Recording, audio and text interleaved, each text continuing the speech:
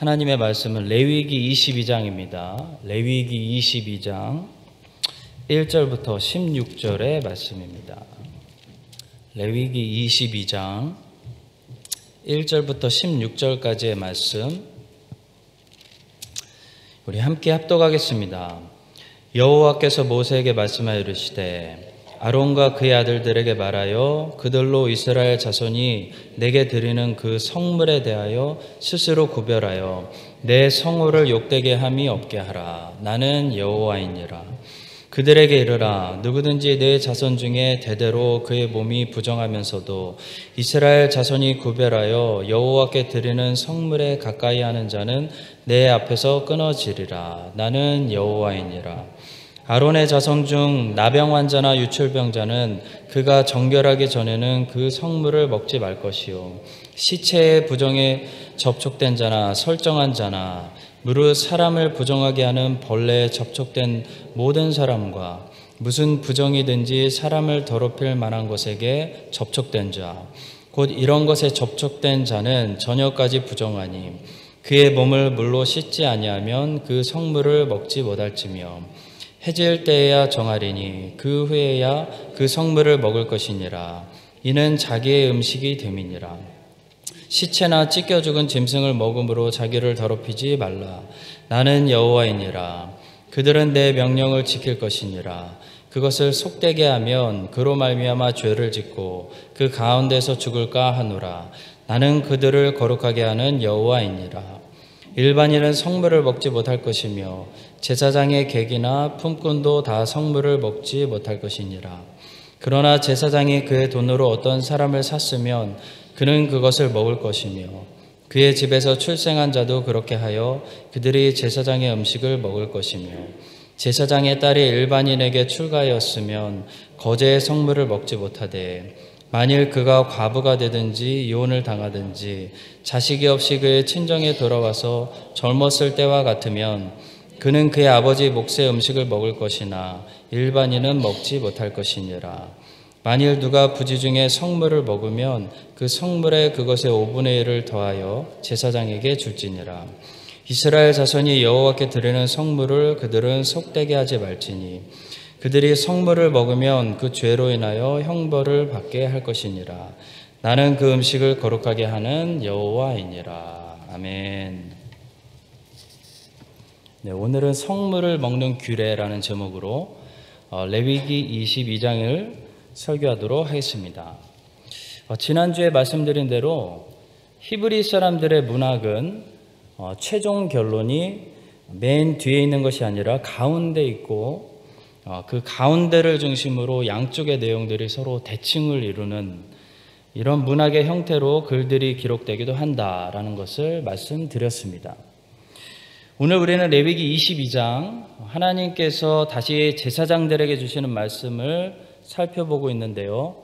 레위기 전반전에서는 제사장들에게 주시는 말씀이 주로 제사와 관련된 그런 내용이었다면 레위기 후반전에서는 제사장들의 일상 생활이 어떻게 거룩해야 되는지 주로 말씀하고 계십니다.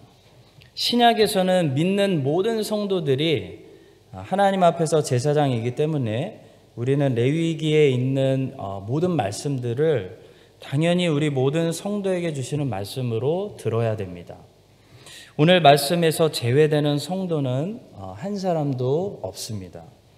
자, 그러나 레위기 말씀이 분명히 영적인 지도자의 역할과 리더십의 중요성에 대해서도 말씀하고 있기 때문에 특별히 당시 이스라엘의 영적인 리더들이었던 이 제사장들에게 주시는 말씀은 오늘날 영적인 리더의 역할을 감당하고 있는 목회자들이나 또 그 밖에 여러 직분자들에게 더욱더 강조되는 말씀으로 우리가 받아야 할 줄로 믿습니다. 자, 그렇다면 레위기 22장은 이 땅에서 모든 크리스천들이 또 그 중에서 특별히 영적 지도자들이 어떤 삶을 살아야 한다고 말씀하고 있을까요? 오늘 4가지만 살펴보도록 하겠습니다. 첫 번째로 제사장들은 그냥 음식이 아니라 성물을 먹어야 한다라고 말씀합니다.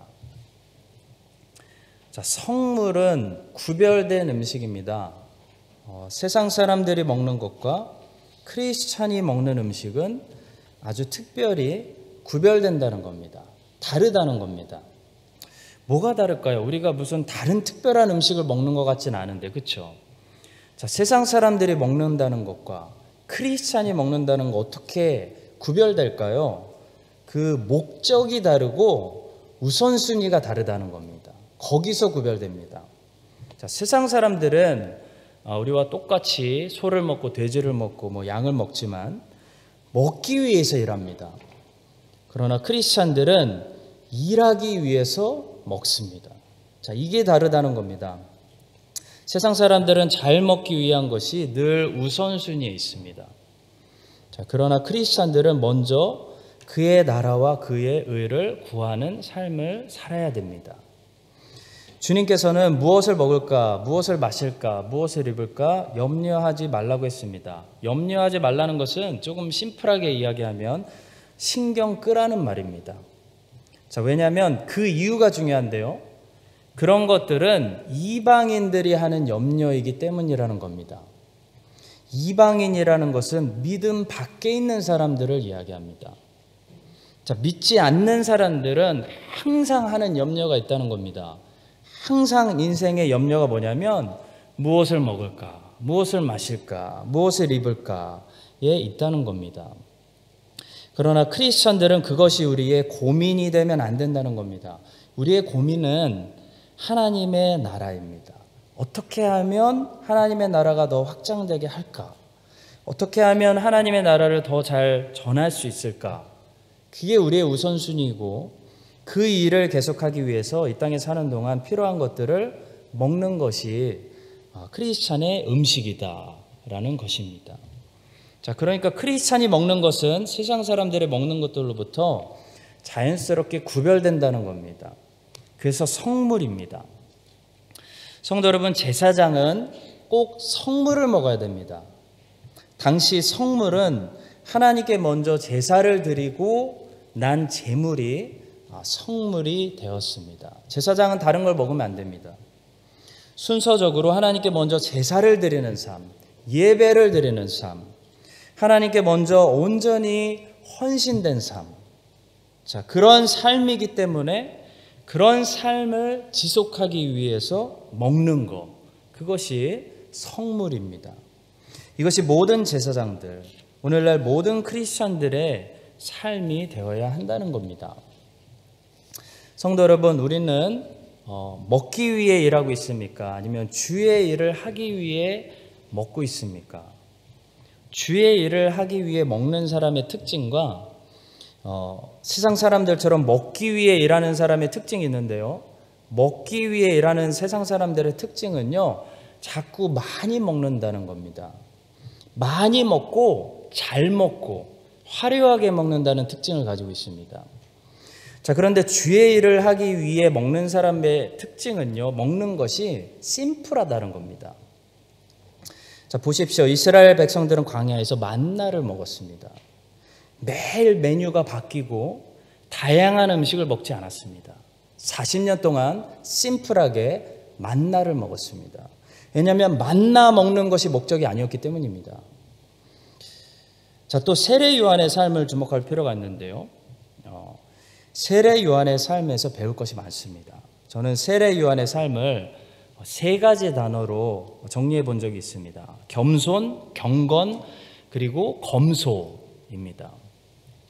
자, 세례 요한은 검소한 삶을 살았습니다. 그의 옷은 아주 심플했고요. 그가 먹는 음식도 굉장히 심플했습니다. 자, 이것은 그가 단순히 절약하는 삶을 살았다는 것을 말해주는 것이 아닙니다. 저는 항상 절약하는 것이 성경적이라고 생각하지는 않습니다. 성경은 낭비하지 말아야지 항상 세이빙만 하는 것이 성경적인 것은 아닙니다. 성경은 오히려 투자하고 써야 될 때는 써야 된다라고 말씀하고 있죠. 자, 세례 요한이 심플하게 옷을 입고 메뚜기와 꿀을 주식으로 먹었다는 것은 그가 돈이 아까워서 세이빙만 하는, 절약하는 사람이었다는 것을 말해주는 것이 아니라 그가 소명에 집중되는 삶을 살았다는 것을 말해주는 것입니다. 성도 여러분, 현대인들은 많은 곳을 여행 다니죠. 그러다가 이제 코로나가 터진 건데 많은 곳을 다니고 많은 일을 하면서 삽니다.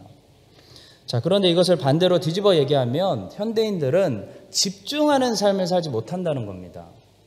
현대인들은요, 어디다 모든 열정과 시간과 삶을 쏟아부어야 하는지를 모르기 때문에 많은 일을 벌리고 많은 일에 관심을 가지는 겁니다.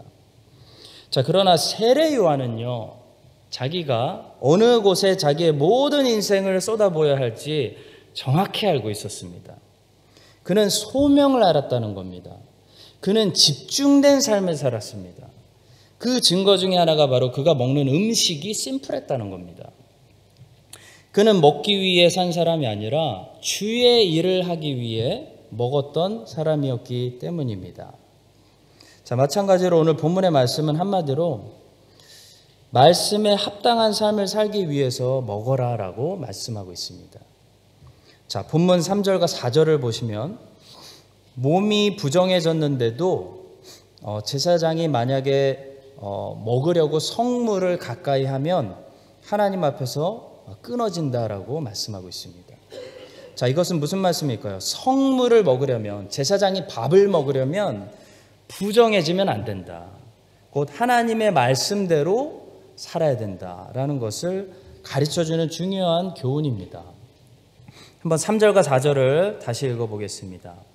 그들에게 이르라. 누구든지 내 자손 중에 대대로 그의 몸이 부정하면서도 이스라엘 자손이 구별하여 여호와께 드리는 성물에 가까이 하는 자는 내 앞에서 끊어지리라. 나는 여호와이니라.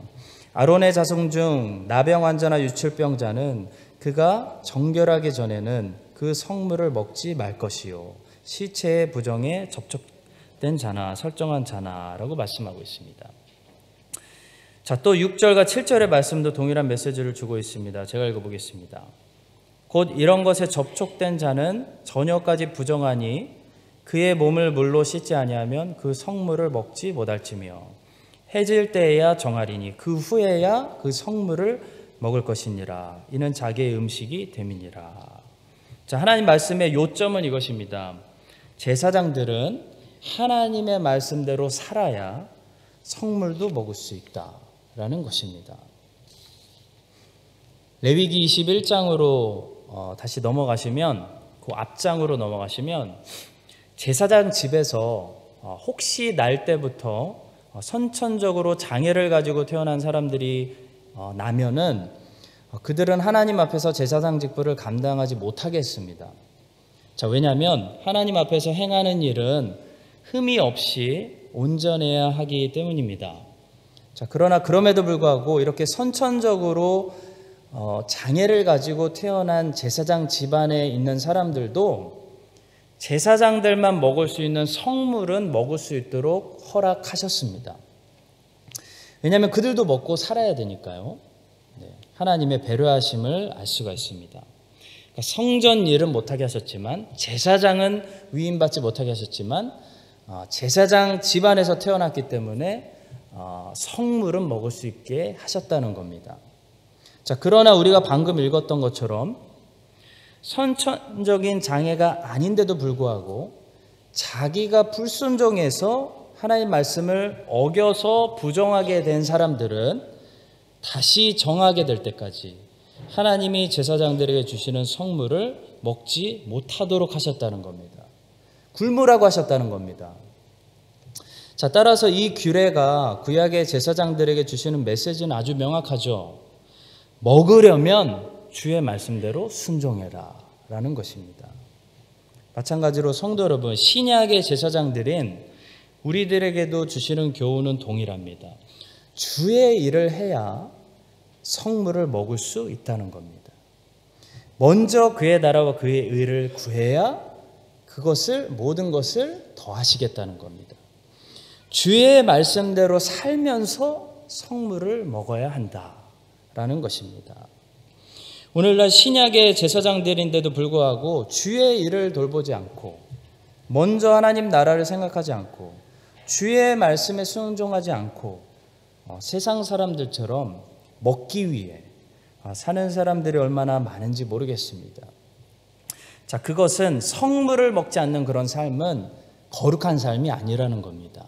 이것이 오늘 레위기의 결론입니다. 그것은 제사장이 성물을 먹는 것이 아닙니다. 여러분과 저는 신약의 제사장이기 때문에 세상 사람들이 먹는 것과 구별된 성물을 먹고 살아야 됩니다. 성물을 먹으려면 먼저 하나님의 말씀대로 살아야 됩니다. 또한 하나님의 나라와 하나님의 의를 구하는 삶을 사는 사람은 먹는 것이 복잡할 수가 없습니다. 먹기 위해 살지 않기 때문에 그냥 되는 대로 먹고 주어지는 대로 감사히 먹습니다.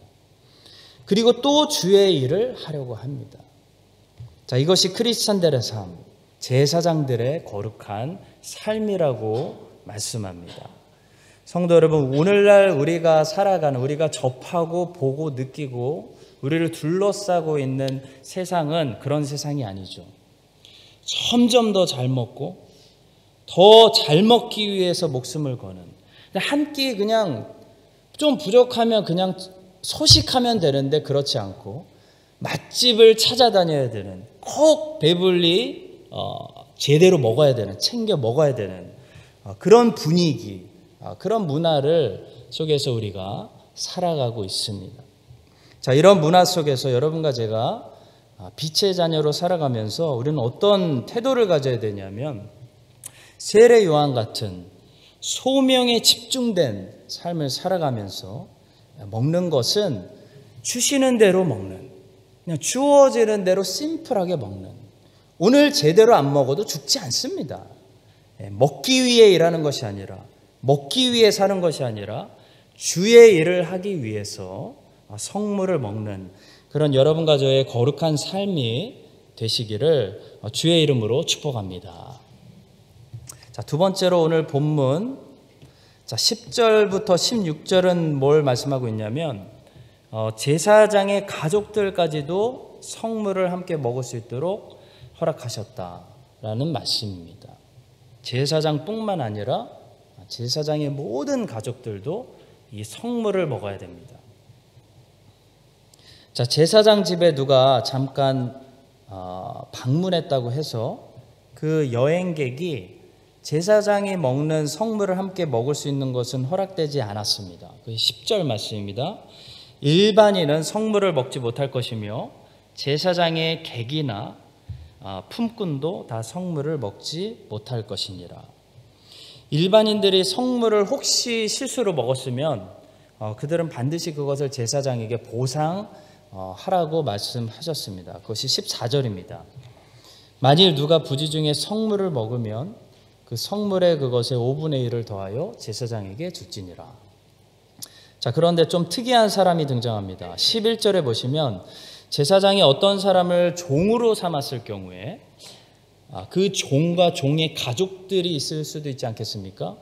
종과 종의 가족들은 제사장이 아닌데도 불구하고 제사장의 가족의 일원으로 인정이 돼서 제사장만이 먹을 수 있는 이 성물을 먹도록 하나님께서 허락하셨습니다. 자, 그것이 11절의 말씀입니다. 그러나 제사장이 그의 돈으로 어떤 사람을 샀으면 그는 그것을 먹을 것이며 그의 집에서 출생한 자도 그렇게 하여 그들이 제사장의 음식을 먹을 것이며 말씀합니다. 자, 하나님께서는 왜 제사장의 집에 놀러온 사람들은 성물을 먹지 못하도록 하시고 제사장의 집에 있는 종들에게는 성물을 먹도록 하셨을까요? 간단합니다. 두 가지 이유가 있다고 생각합니다. 하나는 하나님의 배려입니다. 제사장의 집에 놀러온 친구는 자기 스스로 자기 집에서 먹을 거리를 얻을 수 있는 사람이죠. 그 사람은 굳이 제사장에게 와서 먹을 것을 달라고 하지 않아도 되는 사람이기 때문입니다. 자, 그러나 제사장의 가족들과 제사장의 집에 종으로 팔려온 이 사람들은 제사장의 성물을 같이 나누어 먹지 않으면 먹을 거리가 없는 사람들입니다. 자, 따라서 하나님은 이스라엘의 모든 사람들이 먹을 거리를 얻을 수 있도록 길을 열어놓으신 것입니다. 자, 예를 들어 상세한 또 기록이 하나님 배려하심이 나와 있는데 12절과 13절을 보시면 제사장의 딸이 있습니다. 이 딸이 언제 성물을 먹을 수 있고 언제 성물을 먹을 수 없는지 구별해 주신 말씀이 12절과 13절입니다. 보시면 제사장의 딸이 아버지 제사장 밑에 있을 때는, 그러니까 시집가기 전에는 당연히 제사장의 가족이기 때문에 성물을 먹을 수 있었습니다. 그런데 제사장의 딸이 제사장의 집안이 아닌 사람과 결혼해서 출가하게 되면, 시집가게 되면 그때부터는 남편을 통해서 먹을 것을 얻을 수가 있었기 때문에 아무리 아빠가 제사장이어도 성물을 먹지 못하게 하셨습니다. 자, 그런데 그 딸이 시집간 후에 남편이 죽었습니다. 그래서 일찍 과부가 되든지 이혼을 당해서 자기를 부양할 자식도 없이 다시 아버지 제사장 집으로 돌아오게 되면, 자, 그때는 다시 받아들여서 제사장의 딸로 간주해서 성물을 먹을 수 있도록 허락하셨습니다. 하나님이 아주 세심한, 먹을 거리를 어디서든지 얻을 수 있도록 세심하게 배려하신 말씀입니다. 그것이 12절과 13절인데요. 제가 한번 읽어보겠습니다. 제사장의 딸이 일반인에게 출가하였으면 거제의 성물을 먹지 못하되 만일 그가 과부가 되든지 이혼을 당하든지 자식이 없이 그의 친정에 돌아와서 젊을 때와 같으면 그는 그의 아버지 몫의 음식을 먹을 것이나 일반인은 먹지 못할 것이니라. 자, 한마디로 못 먹는 사람이 생기지 않도록 길을 열어놓으신, 여러 가지 길을 열어놓으신 하나님 아버지의 사랑과 배려하심을 우리가 율법 속에서 느낄 수 있는 것입니다. 자, 그러나 또 하나는 여기 중요한 교훈이 있습니다. 성물을 먹기에 자격이 있는 사람은 누구라는 겁니까? 반드시 주의 일을 같이 감당하는 사람이다 라는 말씀입니다. 첫 번째 메시지와 같은 거죠. 제사장의 집에 잠깐 방문한 사람은 제사장의 일을 돕는 사람은 아닙니다. 그러나 제사장에게 고용된 제사장의 종들이나 제사장의 가족들은 어쨌든 제사장을 도와서 주의 일을 함께 거두는 사람들입니다. 자, 이런 사람들은 성물을 먹을 자격이 있다는 겁니다. 여러분, 목회자의 아내와 목회자의 자녀들은 목회자를 돕는 사람이 아니라 함께 주의 일을 하는 사람들입니다. 그걸 아셔야 됩니다. 하나님께서 목회자를 부르실 때 목회자만 부르시는 것이 아닙니다. 그 목회자가 만약 결혼했다면 주님은요, 그 가정을 부르시는 겁니다. 자, 제가 멜번에서 호주교회에서 처음 목회를 배울 때 저희 담임 목사님이 이안 스미스라는 정말 좋은 분이셨는데요.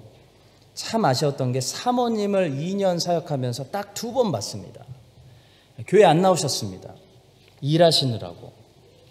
자녀들은 한 번 봤는데 인사도 제대로 못했습니다. 자, 저는 그런 서양 사람들의 사고방식, 그러니까 목회자의 아내는 목회자의 아내가 아니라 그 사람의 인생이다, 이런 사고방식이 성경적이지 않은 사고방식이라고 생각합니다. 여러분, 베드로는 주님의 제자로 부르심 받았을 때 이미 결혼했습니다. 우리 주님께서 베드로의 장모의 집에 들어가셔서 장모를 고쳐주셨죠. 자, 그러니까 주님의 은혜를 경험한 사람은 베드로뿐만이 아니라 베드로의 아내도 함께 은혜를 경험했다는 겁니다. 자, 베드로는 늘 아내하고 함께 다니면서 선교 사역을 감당한 것으로 잘 알려져 있습니다. 또 가이사랴에 정착한 빌립 집사님은 딸들이 있었는데요, 모두 주의 일을 하는 선지자였다고 사도행전이 기록하고 있습니다. 자, 성도 여러분, 남자가 여자랑 결혼하면 성경은 그 남자와 여자를 한 몸으로 본다고 했습니다. 제가 이 교회 담임 목사로 주께서 부르셨다는 것은 저만 부른 것이 아니라 제 아내와 제 아이들도 이곳에 함께 하나님이 부르신 것입니다. 자, 마찬가지로 목회자 가정뿐만이 아닙니다. 오늘 하나님의 말씀은 신약의 모든 제사장들에게 말씀하고 있습니다. 그것은 바로 우리에게 가정이 있다면 나뿐만이 아니라 나의 가정도 함께 하나님께 먼저 제사드린 성물을 먹으면서 주님을 반드시 섬겨야 한다는 것입니다. 하나님이 우리에게 가정을 주신 이유는 가족과 함께, 가정을 통해 하나님을 더 잘 섬기고 주의 일을 하라고 가정을 주신 것입니다. 자, 우리 교회에도, 우리 교회뿐만이 아니죠. 사실 우리 세대의 많은 크리스천들이 사실 가족의 구원을 위해서 지금도 눈물로 기도하고 계시는 분들이 많이 있습니다. 자, 하나님께서 그 기도를 다 응답해 주셔서 이제 정말 나 혼자 하나님을 섬기는 것이 아니라 사랑하는 내 가족과 함께 내 가정을 통해서 하나님을 더 잘 섬기고 주의 일을 더 함께 감당하는 우리 교회 모든 성도님들의 가정들이 되시기를 예수님의 이름으로 간절히 축원합니다. 자, 세 번째로 이 17절부터 25절인데요. 하나님께서 제사장들에게 제사를 드릴 때 다시 제사에 대해서 조금 말씀하십니다. 사용하지 말아야 할 제물에 대해서 말씀하십니다. 자, 24절과 25절에 보시면 거세가 된 수컷의 동물은 제물로 바치지 말라고 금하고 계시다는 사실을 볼 수가 있습니다. 24절과 25절의 말씀을 한번 제가 읽어보겠습니다. 너희는 고환이 상하였거나 치였거나 터졌거나 배임을 당한 것은 여호와께 드리지 말며 너희의 땅에서는 이런 일을 행하지도 말지며 너희는 외국인에게서도 이런 것을 받아 너희 하나님의 음식으로 드리지 말라. 이는 결점이 있고 흠이 있는 것인즉 너희를 위하여 기쁘게 받으심이 되지 못할 것임이니라 말씀합니다. 자, 제가 이 부분을 꼭 나누고 싶었던 것은 이런 말씀도 성경에 꼭 있다는 것을 알려드리고 싶었기 때문입니다. 하나님께 제사를 드릴 때는 반드시 그 제물이 흠이 있으면 안 됩니다. 흠 없는 동물을 선택해서 제물로 드려야 됩니다. 자, 특히 거세를 당한 동물들이 하나님께 받아들여질 수 없었던 이유에 대해서 우리는 좀 생각해 봐야 되는데요. 거세를 당한 동물의 상태가 어떤 상태입니까? 생육하고 번성하여 땅에 충만하라는 이 하나님의 말씀을 정면으로 위반하는, 그것을 순종할 수 없는, 씨앗을 더 이상 이렇게 낼 수가 없는 상태이기 때문입니다. 자, 동물들도 거세된 동물들은 하나님께 받아들여질 수 없었는데요. 하물며 생각해 봅시다. 사람이 트랜스젠더가 되고 싶어서 수술을 받았다면, 스스로 거세를 행했다면 그 사람을 하나님이 받으실 수 있겠습니까? 사도 바울은요, 분명히 우리의 몸을 거룩한 산 제물로 제단 위에 올려놓으라고 말했습니다. 그것이 영적 예배라는 겁니다. 우리의 몸을 거룩한 산 제물로 내놓으라는 말씀은 우리의 몸에 흠이 있으면 안 된다는 것을 말합니다. 물론 완벽한 죄 없는 몸을 가진 사람은 없습니다. 그러나 주의 뜻과 주의 계시된 말씀이 분명히 있는데도 불구하고 몸을 해하고 몸을 상하게 하고 몸에 막 문신을 하고 몸을 상하게 하고 심지어 트랜스젠더가 되고 싶어서 스스로 거세를 행하는 그런 몸을 하나님이 거룩한 산제물로 인정해 주시겠습니까? 여러분 같으면 그런 제물을 거룩한 제물로 받으시겠습니까? 자, 성도 여러분, 레위기의 주제는 거룩입니다. 저는 올해 허브 모임을 통해 로마서의 칭의론을 가르치면서 칭의와 균형을 이루기 위해서 수요 예배 때마다 성화를 이야기하고 거룩을 설교하기로 계획한 것입니다. 자, 레위기는 모든 면에서 거룩하게 산다는 것이 무엇인지 우리들에게 말씀하고 있습니다. 세상 사람들은 거룩하지 않습니다. 세상 사람들은 몸에 문신을 하고 몸을 함부로 다루고 몸에 스스로 이제 거세까지 행하면서 살아갑니다. 세상 사람들의 삶입니다. 자, 그런데 하나님의 말씀은 주의 백성들에게 뭐라고 말씀합니까? 음식 먹는 문화도 거룩해야 된다라고 말씀합니다. 그리고 몸에 행하는 것들도 세상을 닮지 않고 너희들은 거룩해야 된다. 너희들은 그런 것을 배우면 안 된다. 너희들은 달라야 한다라고 말씀합니다. 그게 레위기의 말씀입니다. 자, 하나님은 거세된 제물을 받지 않으신다고 말씀합니다. 이것은 구약 성경 유대인들에게 주시는 레위기 말씀이 아니라 모든 하나님의 백성들에게 주시는 살아있는 66권 하나님의 말씀입니다. 구약에서는 동물을 받지 않으셨지만 신약에서는 사람을 받지 않으십니다. 신약에서 받으시는 제사는 거룩한 성도들이 드리는 산제물로 드리는 우리 몸의 제사입니다. 하나님의 뜻은 분명합니다. 이 사실을 우리가 기억하고 트랜스젠더가 많아지는 이런 기가 막힌 세상 속에서 하나님이 기뻐하시는 뜻이 무엇인지 먼저 알아야 됩니다. 성경은 먼저 하나님의 뜻부터 분별하라고 말씀합니다. 먼저 하나님이 기뻐하시는 뜻을 잘 분별해야 그 뜻대로 우리가 실천하고 살아갈 수 있기 때문입니다. 여러분과 제가 이런 말씀을 통해서 먼저 하나님이 기뻐하시는 뜻을 잘 분별하고 그 분별한 대로 끝까지 살아갈 수 있게 되기를 주님의 이름으로 축원합니다. 마지막 네 번째로 26절부터 33절인데요. 우리는 하나님의 창조 질서를 존중해야 되고 하나님의 창조 세계를 보호해야 됩니다. 그것이 또한 거룩한 생활입니다. 자, 27절과 28절을 보시면 주님께서는 한마디로 제사를 위해서 동물을 잡을 때 닥치는 대로 잡지 못하게 하셨습니다. 최소한의 룰을 주신 겁니다. 자, 두 가지인데요. 하나는 새로 태어난 동물, 새끼들은 최소한 8일이 지나야 제물로 드릴 수 있도록 하셨고요. 또 하나는 어미와 새끼 동물을 동일한 날에 같이 잡지 못하도록 막으셨습니다. 자, 27절과 28절을 한번 제가 읽어보겠습니다. 수소나 양이나 염소가 나거든 이래 동안 그것의 어미와 같이 있게 하라. 8째 날 이후로는 여호와께 화제로 예물을 드리면 기쁘게 받으심이 되리라. 암소나 암양을 막론하고 어미와 새끼를 같은 날에 잡지 말지니라. 이런 말씀을 하셨습니다. 자, 이 말씀은 사실 출애굽기 22장 30절에도 나타나는데요. 한번 읽어보겠습니다. 출애굽기 22장. 내 소와 양도 그와 같이 하되 이래 동안 어미와 함께 있다가 8해 만에 내게 줄지니라 말씀합니다.